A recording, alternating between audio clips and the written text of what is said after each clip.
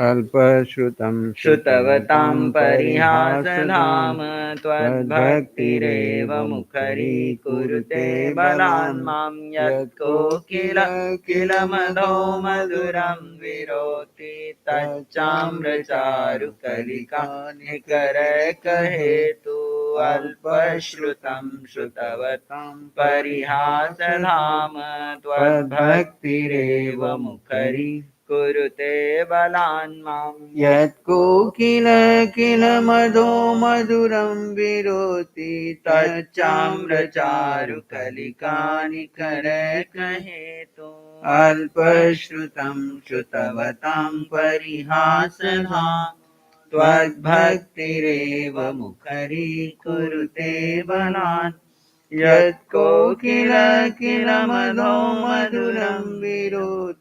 तच्चाम्रचारुकलिकानिकरैकहेतु। आराध्य अरिहंत प्रभु के चरणों में अनंत अनंत आस्था के साथ वंदन। शासनपति श्रमण भगवान महावीर स्वामी के चरणों में अनंत अनंत आस्था के साथ वंदन। जिन शासन देव जिन शासन माता को नमन। आत्मज्ञानी सदगुरुदेव युग प्रधान आचार्य भगवान के चरणों में अनंत अनंत आस्था के साथ वंदन। आत्मप्रिय मुनिवृंद, आत्मा की साधक साधिकाओं, 10वें कालिक सूत्र का स्वाध्याय चल रहा है। 10वें अध्ययन की पहली गाथा में हमने चर्चा की थी कि भिक्षु कौन है। तो बात चली थी कि जो भगवत आज्ञा से दीक्षा ग्रहण कर सर्वज्ञ वचनों में सदा प्रसन्न चित्त रहता है, यानी समाधि में रहता है। दो बात पे हमने चर्चा की, भगवत आज्ञा और समाधि। जो भगवान की आज्ञा का पालन करता है, भगवान की आज्ञा में विचरण करता है, वो हमेशा समाधि में रहता है। चित्त की समाधि बहुत महत्व की है। जब तक चित्त में समाधि नहीं रहती है तो आराधना आगे नहीं बढ़ती। सभी त्याग प्रत्याख्यान में समाधि का वहां पे आता है आगार। अगर जीवन में समाधि नहीं रही तो वहां पे आगार दे दिया, छूट दे दी। अब तप मुख्य है कि समाधि मुख्य है? तप मुख्य है, समाधि मुख्य है। हमारा जैन दर्शन हठ योग नहीं है। हमारी जैन दर्शन की साधना राजयोग की है। राजयोग के अंदर चित्त में समाधि होना आवश्यक है।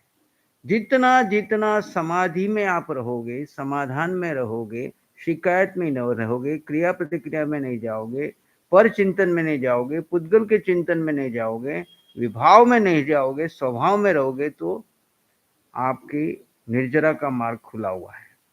और भले अब हठ योग से मास्कमण के मास्कमण पारणय कर रहे हो, लेकिन जीवन में असमाधि है, चित्त में आकुल व्याकुलता है, आर्त रोध ध्यान चल रहा है, पुद्गल का चिंतन चल रहा है, पर चिंतन चल रहा है, दूसरों को सुधारने में लगे हुए हैं, अपना नाम, अपना पद, अपनी प्रतिष्ठा, अपना प्रभाव छोड़ने में लगे हुए हैं, तो केवलियों की दृष्टि में आप साधक नहीं हो। उनकी दृष्टि में तुम पुण्य पाप के कर्म कर रहे हो, क्रिया में उलझे हुए हो, और धर्म क्रिया में है ही नहीं, धर्म स्वभाव में है।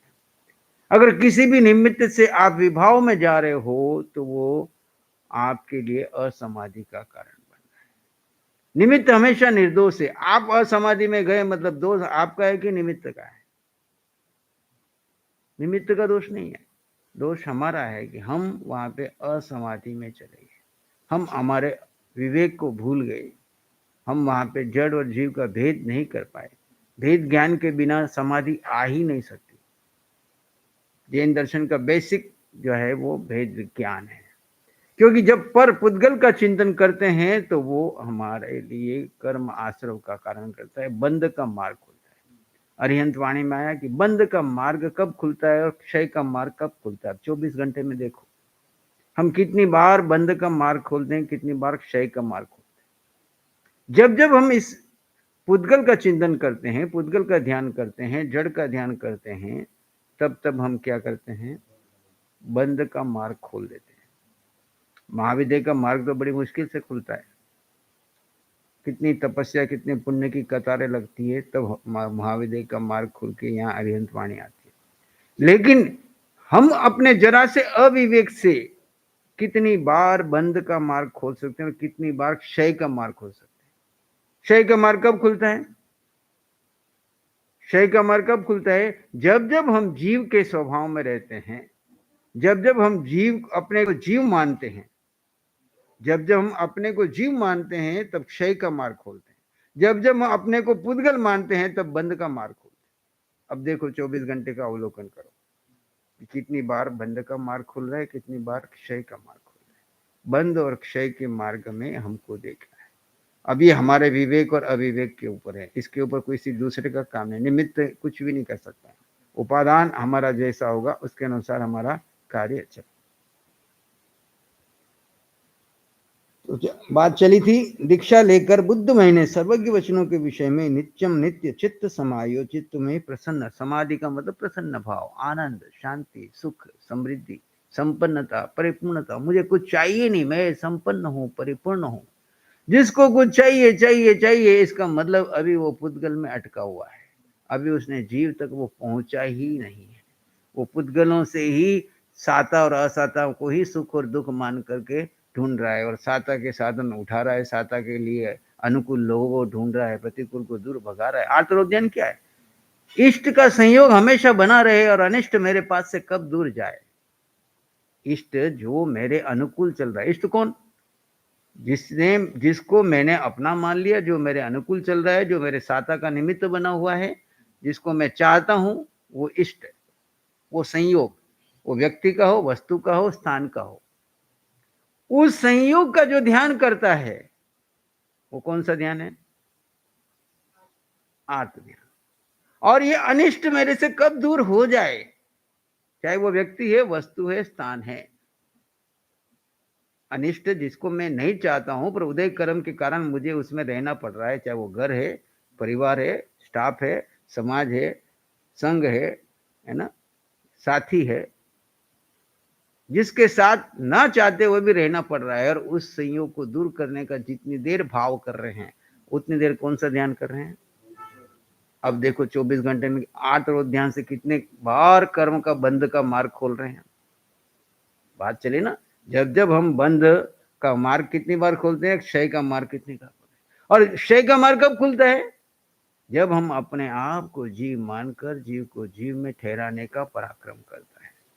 जीव के चिंतन से शुभ का चिंतन शुरू होता है, और जब जीव जीव में ठहरना शुरू करता है, जीव पे श्रद्धा होती है, जीव में स्थिरता बढ़ती है, वो क्षय का मार्ग खोलता है, निर्जरा का मार्ग खोलता है। तो हमको उत्तम समाधि की साधना करनी है। लोगस के पाठ में क्या प्रार्थना की? समाहि वर उत्तमम। कोई देने वाला नहीं है, मार्ग दिखाने वाले हैं। क्या देने वाले हैं? यहाँ पे शब्दार्थ को लेकर के लोगस की भी बहुत सारे लोग अवहेलना कर देते हैं। तीर्थंकर कुछ देते नहीं है, पर तीर्थंकर बहुत बड़ा कार्य करते हैं। क्या कार्य करते हैं? तीर्थ की स्थापना करते हैं। क्या करते हैं? तीर्थ की स्थापना करते हैं और तीरने का मार्ग दिखा देते हैं। अब पराक्रम किसको करना है? अब वो आपके लिए पराक्रम नहीं कर सकते। अगर वो आपके लिए पराक्रम कर सकते तो प्रभु महावीर गौतम स्वामी को अपने निर्वाण के पहले ही उसको केवल ज्ञान दे देते।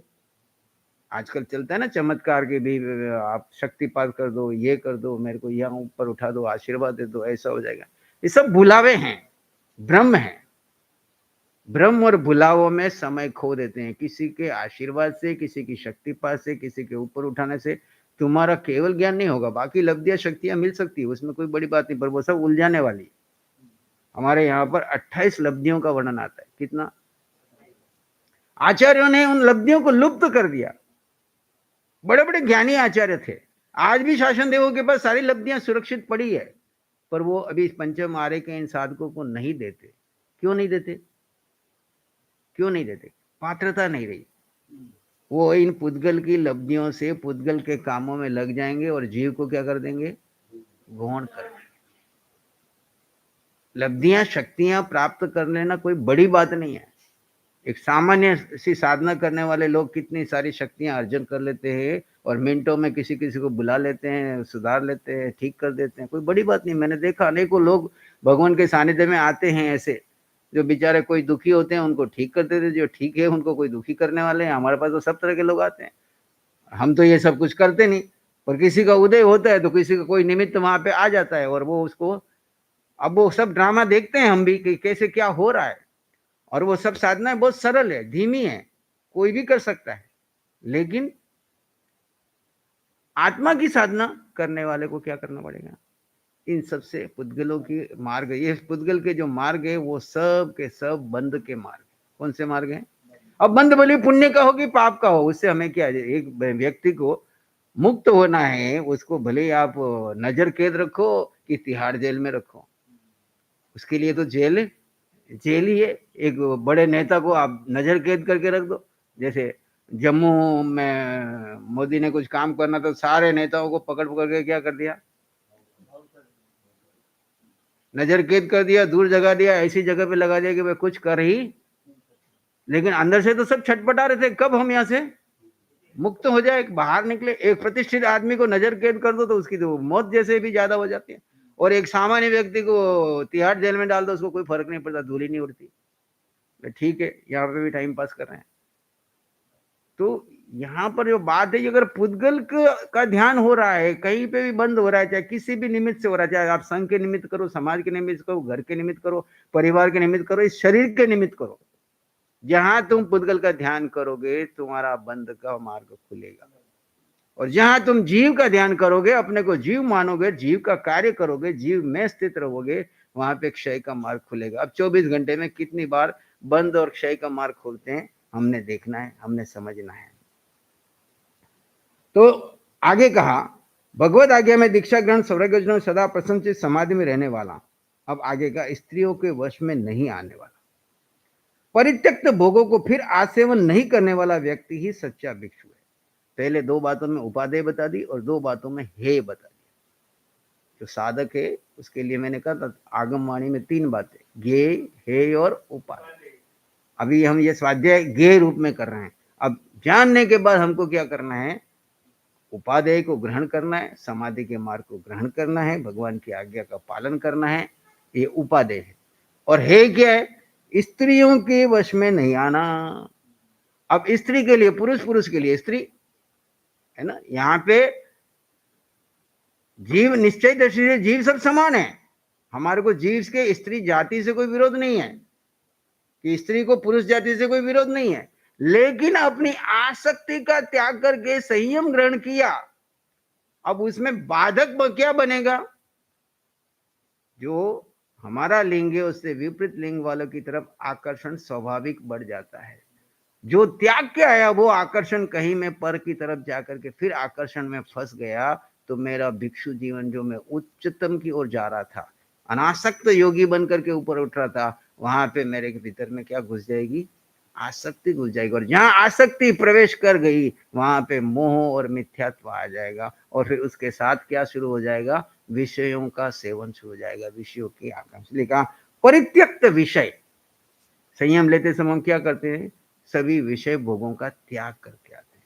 जिन परित्यक्त विषय भोगों को फिर से आसेवन नहीं करने वाला व्यक्ति ही सच्चा भिक्षु है। जब स्त्री की ओर आसक्ति होगी तो फिर स्त्रियों को भोगने के लिए क्या चाहिए? विषय चाहिए।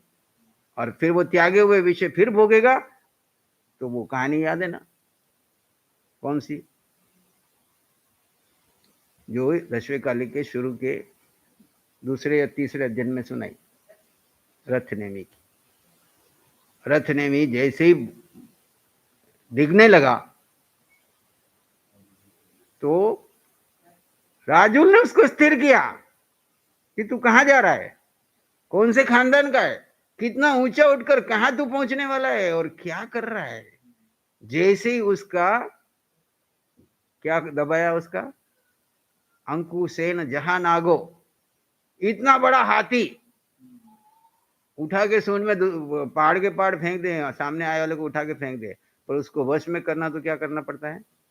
अब राजुल के सामने रथ नेमी की शक्ति कितनी, अगर शरीर की शक्ति को देखने जाए तो वो राजुल की क्या हिम्मत वहां पे अकेली गुफा में।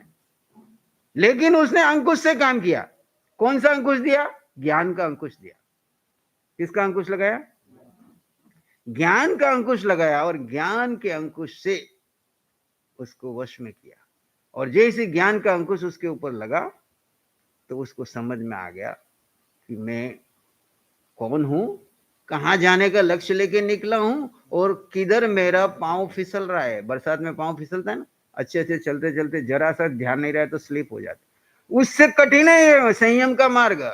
जरा सा ध्यान चूके, ये मार्ग कंटीली पगडंडी है। कंटीली पगडंडी पे कितना सजगता से चलना पड़ता है, एक एक कदम ध्यान से रखना पड़ता है, कहीं कांटा चुभ ना। ऐसे ही यहाँ पर विषयों की आसक्ति ना आ जाए, भोगे हुए विषय और स्त्रियों की और आसक्ति स्त्रियों की वश में नहीं आने वाला। इसलिए हमको एक नहीं, दो नहीं, 9 वार्ड बताई। क्या बताई? एक पौधा बीच में लगा हुआ है, उसके बाजू अंदर तक जाने के लिए 9 द्वार क्रॉस करके जाना पड़ता है। पौधा कौन सा है? आत्मा को आत्मा में स्थिर रखने वाला ब्रह्मचर्य। ब्रह्म यानी आत्मा, आत्मा में आत्मा रमण कर रही है और उसमें बाधक ये इतने हैं, तो इनकी बाउंड्रियां बना दी। पहली बाउंड्री 1 कोट, दूसरा कोट, 9 कोट है ना, तो 9 बाउंड्रियां तोड़ो तब तक पहुंचता है। तो इसलिए इतना सुरक्षित रखने के लिए ये सब चीजें बताई। अब लोग जैन दर्शन में इतने नियम प्रत्येक हैं, दूसरे में तो नहीं है भाई। जितनी उत्कृष्ट साधना होगी उतने ही उत्कृष्ट नियम लगेंगे बचाने के लिए। जब तुम्हें आत्मा का आत्मा में रमण हो गया और फिर तो तुमको किसी तरफ झांकने की मन ही नहीं करेगा। अंदर में इतने मस्त हो, तुम कहीं हो, तुम्हारे ऊपर कोई फर्क। लेकिन अभी नया नया साधक जो अभी प्रवेश किया है, एंट्री किया है, विषयों को अभी घर थोड़े ही समय पहले छोड़ के आया है, अभी अंदर में इतना रस पैदा नहीं हुआ है, अंदर रुचि पैदा नहीं हुई है, रुचि बढ़ानी है उसकी, उसके लिए सुरक्षा के सारी बातें प्रारंभिक नियमों में बताई है। आगे कहा, उड्वीम न खणे न खणावये, सियोदगम न पिए, न पियावये, अग्नि सत्थम जहा सुनि सियम, तम न जले न जलावये, जैस भिक्षु। आगे जो पुराने पूरे आगम में आई वही बातें वापस रिपीट संक्षेप में बता रहे हैं, क्योंकि रिवीजन हो रहा है। क्योंकि पहले 4 अध्ययनों में सर्व विस्तार बता दिया क्या क्या नहीं करना, क्या करना साधु को। फिर भी अब लास्ट के 10वें अध्ययन में सार रूप में दे रहे हैं। जो व्यक्ति सचित पृथ्वी को न स्वयं खनता है, न दूसरों से खनवाता है, न सचित जल को स्वयं पीता है, न दूसरों से पिलाता है, तथा तीक्ष्ण तुल्य अग्नि की न स्वयं जलाता है, न दूसरों से जलवाता है, वह सच्चा भिक्षु कहलाता है। यानी भिक्षु साधक वो कहीं से भी कर्म आश्रव प्रवेश न करे। तो कर्म आने के प्रवेश करने के रास्ते कौन हैं? तो पृथ्वी, पानी, अग्नि, वायु, 6 काय के जीवों की रक्षा करना। तो 6 काय के किसी भी प्रकार के आरंभ समारंभ में वो नहीं पड़ता, न करता, न करवाता। आगे कहते हैं, अब सूत्रकार वायु का और वनस्पति का की यत्ना के विषय में कहते हैं, अनिलेन न विये न वियावये,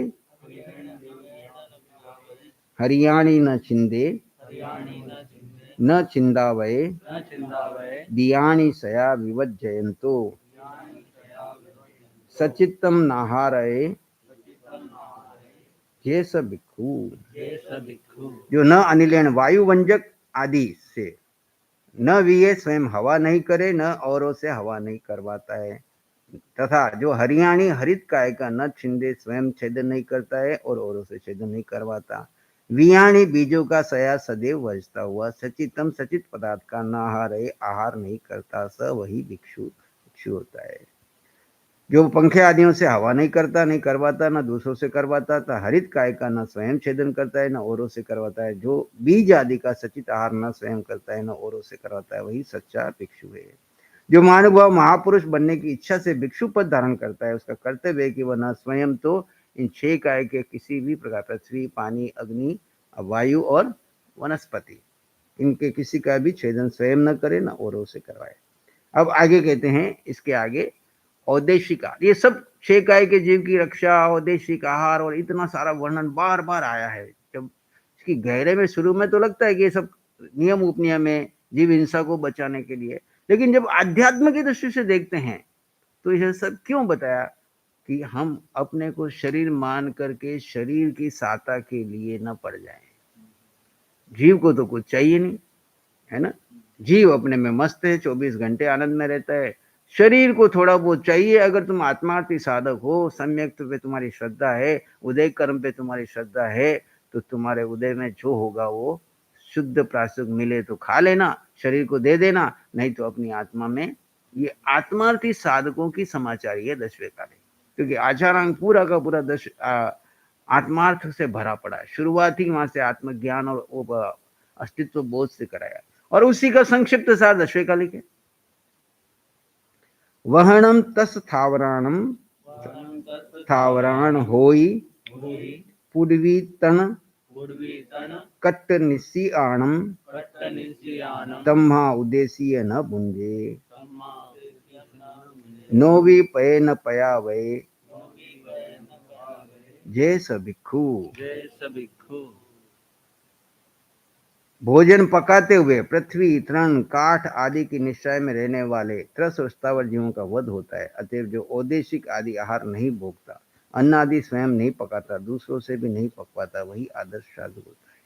अब जैन साधु के अलावा अन्य साधु परंपरा या आश्रमवासी अन्य वो क्या करते हैं, सामग्री इकट्ठी करके लाते हैं, या तो खुद बनाते हैं या खुद किसी से बनवाते हैं। उस बात को यहाँ पे कट करने के लिए निर्देश दिया कि साधु स्वयं न तो अपने खुद के लिए आहार बनाए, न किसी और से बनवाए। जो गृहस्थ ने अपने हिसाब से सहज भाव में बनाया है, वहां भिक्षाचरी करके ले आए, मधुकरी करके लाए और अपना जीवन व्यतीत करें।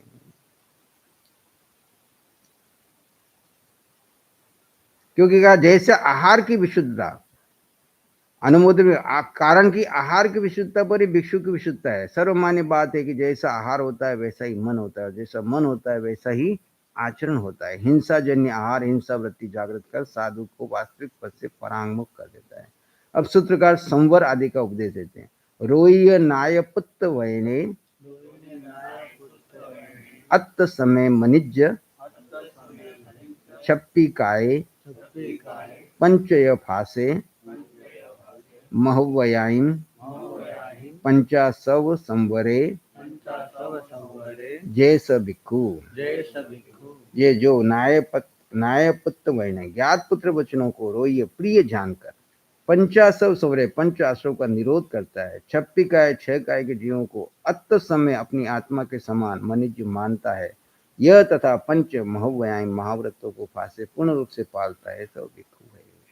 अब साधु की इसमें संक्षेप में पूरी जीवनचर्या बता दी। जो भव्य जीव ज्ञात पुत्र भगवान महावीर के प्रवचनों पर अटल श्रद्धा रखकर, प्रभु महावीर की प्रवचन का सार क्या है बोलो, सारे 32 आगमों का सार क्या है, समस्त प्रवचन वितरागमणि का सार क्या है,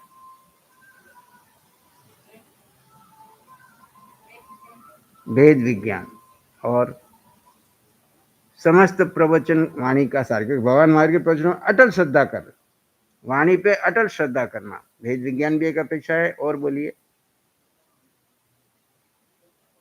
ज्ञाता दृष्टा परस्पर ग्रहो जीवाना, और बोलो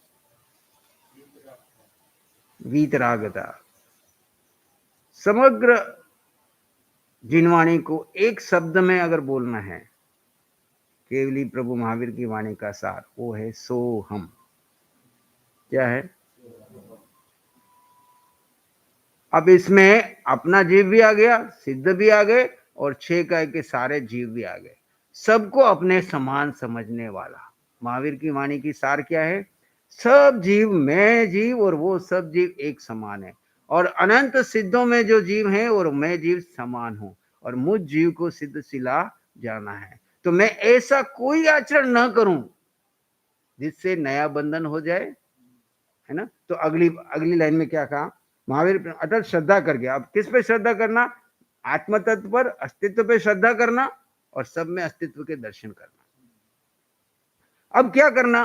कर्म आश्रम को रोकने के लिए कहा 5 आश्रमों को रोकना, जो 5 आश्रमों का निरोध करता है। पंचासव परिणाय गाथा पीछे आई है तीसरे अध्याय में, 5 आश्रमों का परिज्ञाता। तो यहाँ पे कहा नायपुत्र मेहनत समय मनि 56 का पंच य फासे महभयाएं पंचासव संवरे, 5 आश्रमों का संवर करने वाला, आश्रम का निरोध करने वाला। तो 5 आश्रम कौन से हैं बोलो मक्खन लाल जी? 5 आश्रमों के नाम बताओ। तुम अभी वीरनगर के लीडर हो गए हो। 5 आश्रमों के नाम आप तो बता ही दोगे, थोड़े नए लोगों को भी। हाँ,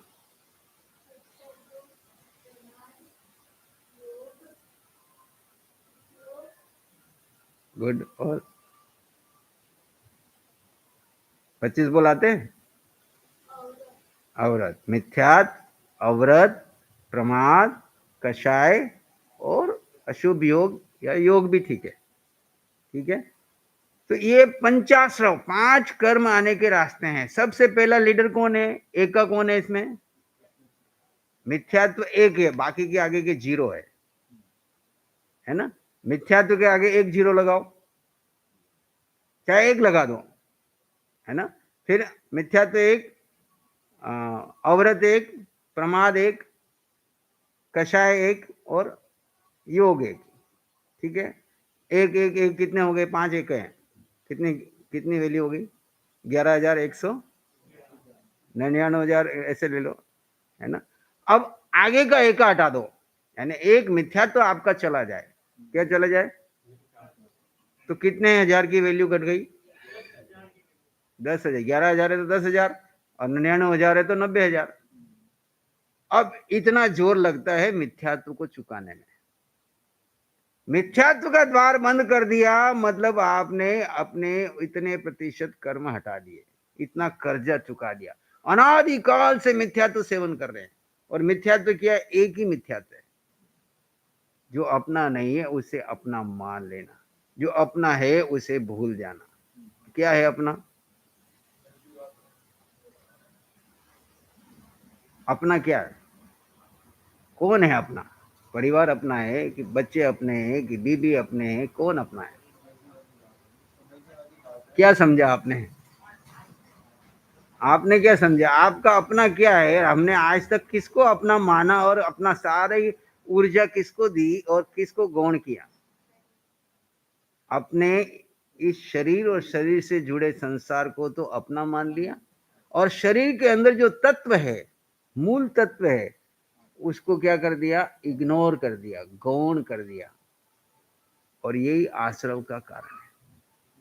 आश्रव का कारण है, इससे ही 90,000 का कर्जा चढ़ गया। अगर एक व्यक्ति को 99,999 चुकाने हैं तो 90,000 रुपए की कीमत अगर मिथ्यात्व चला गया, यानी अपने एक वो पहचान लिया कि मेरा स्वरूप जीव है और मैं जीव को ही समय दूंगा, जीव में ठहरूंगा, और अब से लेकर कभी भी पर को महत्व नहीं दूंगा। रहेंगे पर उदय कर्म के दिन साथ में, लेकिन इंपॉर्टेंस उनको जरा भी, उनके निमित्त से मैं एक समय के लिए भी विभाव में नहीं जाऊंगा, हर समय स्वभाव में रहूंगा। जिसकी ये कार्य में परिपक्वता आ गई, जीव पे इतनी श्रद्धा प्रगाढ़ हो गई। सम्यक्तया ने क्या है? श्रद्धा परिपक्व होना, सत्य का एहसास होना और सत्य पे श्रद्धा होना। जब सत्य पे श्रद्धा हो जाती है, परिपक्व हो जाती है, तब जीव के 90,000 का कार्य हो जाता है। अब व्रत की वैल्यू कितनी है? 11,000 में से 10 चले गए तो 1,000 के बराबर। अब हम यहाँ पे व्रत की वैल्यू कितनी दे रहे हैं?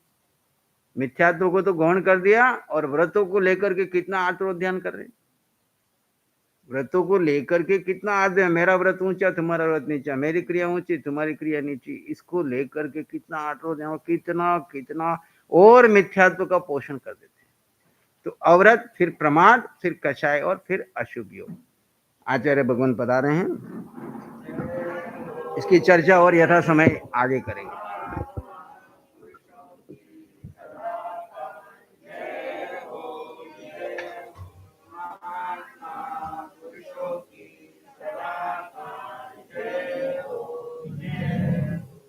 आत्मज्ञानी सद्गुरुदेव प्रधानाचार्य सम्राट पूज्य श्री शिव मुनि जी महाराज की वंदना करेंगे।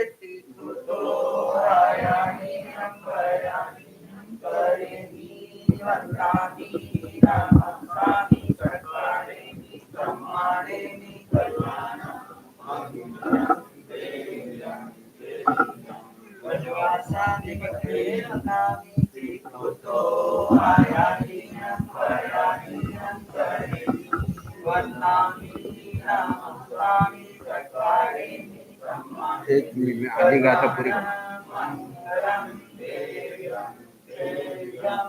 चतुर्वर्षाणि मतेन वन्दामि तीर्थो आयाहीनं पयाहीनं करेति वन्दामि नमस्कामि चत्वारेति सम्मानेति कल्याणं संवरं देयं